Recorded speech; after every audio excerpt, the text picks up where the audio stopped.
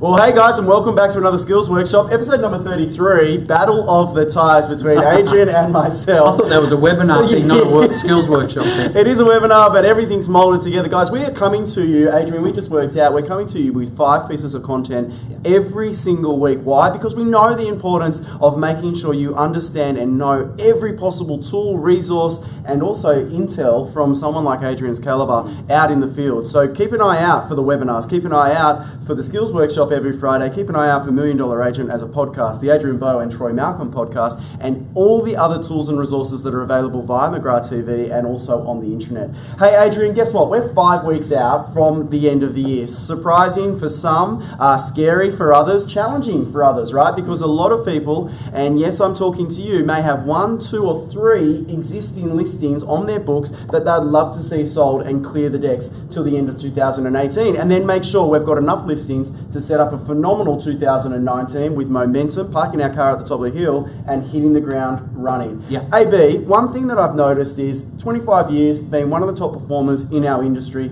you were always balanced. You always rode the wave and your energy was always at level 100. Now, not every circumstance can allow that, sure. Right? We know that sometimes it can be really challenging and we ride the roller coaster. So can you give an insight to everyone of how to stay and maintain focus at this time of the year where agent fatigue's coming in and also when things didn't go your way in regards to buyers pulling out and changes in contract and offers maybe not at the level they thought, how did you overcome those challenges in your career? Yeah, well, look, firstly, I think you've got to identify that the dialogue around a work-life balance is a bit of a misnomer. So I don't think it really exists. I mean, really, it's just life. There's no really work-life balance. So a lot of people, I think, beat themselves up a little bit, Troy, when maybe they encroach their time on exercise and working a bit harder, or the opposite, maybe they're exercising too much and the other way around. So that can happen. Or you've got, relationship issues, health issues, family issues. No one's got the market cornered as far as that's concerned. Every agent, every human being, welcome to the human race, right? Everyone's got that. So, A, you've got to just accept that that's part of life. 2 is you've got to have a plan. So for me, I look at real estate agents and I say to myself, we've all got 3 main sub-personalities and a lot of them under those 3 main ones. But the main one is being a manager, another one's being an entrepreneur, and another one's being an artist. So I think all agents are great at being artists at their craft, okay?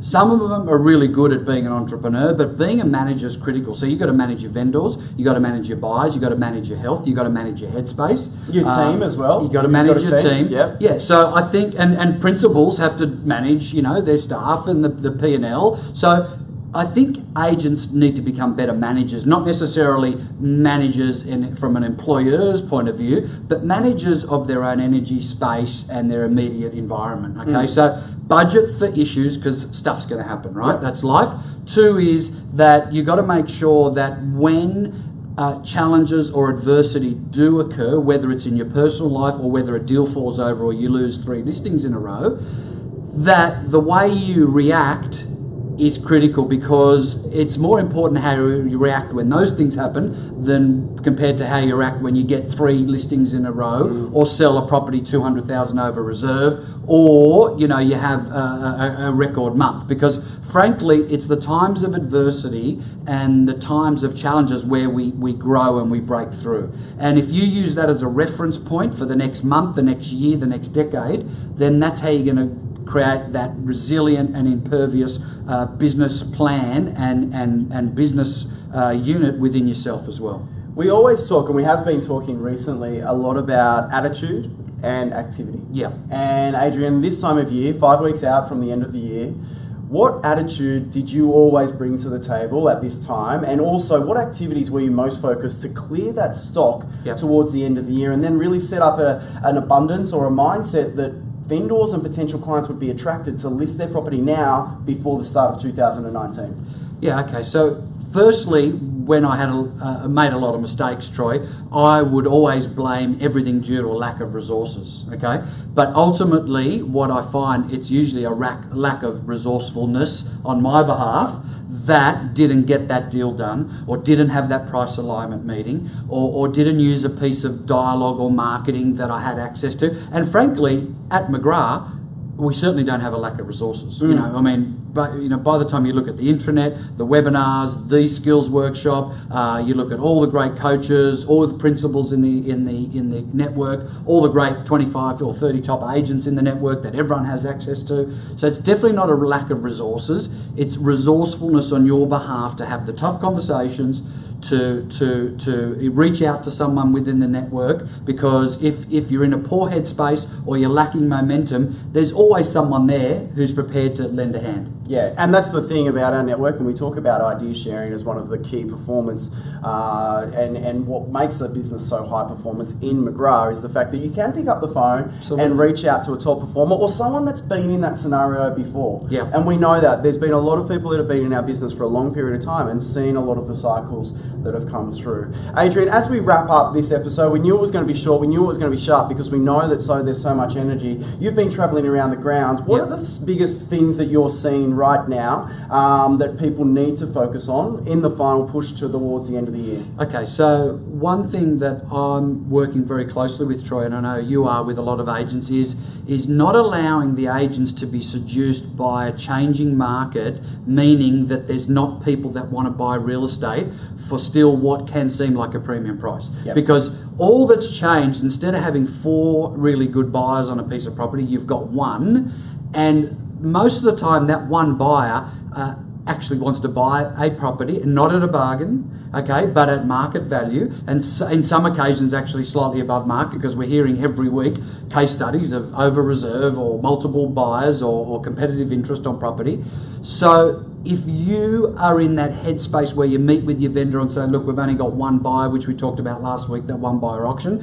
One buyer auction is just an auction, okay? Yeah. Now, if you're in that headspace, then your vendor is going to switch to that headspace around, well, it's a failure, it may not sell. So, make sure you harness the energy and the interest of that one buyer, work closely with them, link arms with them and say, hey, I'm here to help you buy this piece of real estate. I've got a vendor who's very interested in selling. The only thing that's changed, and be very transparent around it, is that, 18 months ago, there might have been 3 buyers like you. It's you, so let's look at a private treaty environment, and let's just assume it's a private treaty environment, if it is an auction, for example, where they can make an offer, the owner can negotiate, and we can piece the deal together in a less competitive environment, which you're in the box seat to negotiate on. Yeah, huge. And when you think about this, I know everyone's busy this weekend. I spent the day with the Brisbane team up in the Paddington office yesterday, and had a lot of people come through the skills workshop that we've been running around the grounds last week. There's a lot of open for inspections that are happening right now.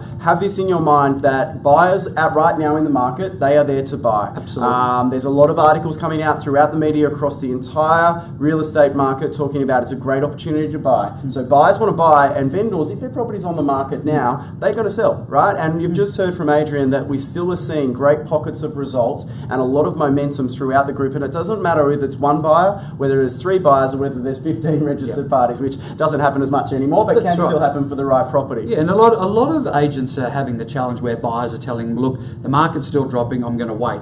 And we're telling the agents, Troy, you and myself, well, tell that buyer that's fine. I respect your decision. In fact, if you know what the bottom's going to be, please let me know, because I'm going to make a note of that exact month. Because if they're saying the market's going to drop, they're wanting to pick the market at the absolute bottom within an inch of its life. Yep. And if they have the magic wand and know that piece of information, I'd be taking notes, because you want to buy a property in that month as well. So I'm not trying to be facetious with the buyers, but I mean, if they're really counting on the market to drop, then they must know the actual month that's going to be the bottom of the market. Otherwise, what are they waiting for? They're waiting for 3 months, 6 months. When will they know when to buy? Will they know to buy once the market goes up? At that point, it might be too late, because how do they know that an actual suitable home will be on the market at that particular time? So the best dialogue, guys, is, look, we know that it's 10, 15% less than 12, 18 months ago. Will it be, maybe 2 or 3 or 4% less or more in the next few months? Maybe. But hey, the biggest challenge is finding a home that ticks 8 out of the 10 boxes for suitability. Yeah. So if you're wanting all the moons to align around best timing, bottom of the market, the most suitable property, let me tell you, that's just going to be an impossibility. So, if you can find something that's suitable for you, at a market that's less than where it may have been in 12 months' time, that's probably as good as it's going to get. Yeah, absolutely. Guys, that is a huge episode from a content point of view. Yep. We covered off a lot. We hope you enjoyed the episode number 33. We will be back again next Friday. AB, we might even do a couple of bonus episodes in the final run because I'd love to get to episode number 40 before the end of the year. We've got to go out 5 years, 5 weeks, not 5 years, 5 weeks. Hopefully we're not going to be around for the next 5 years doing a skills workshop. Yes, we will. We're going nowhere else to be. Guys, thank you so much for tuning in. We really look forward to seeing you next week. Keep sending your questions in. Adrian Bo at mcgrath.com.au, Troy Malcolm at mcgrath.com.au, because we want to make sure it's as relevant as possible. AB, good luck this weekend. I know you've got a number of auctions. Good luck to everyone out there working in the field. We'll see you all again next week. See you.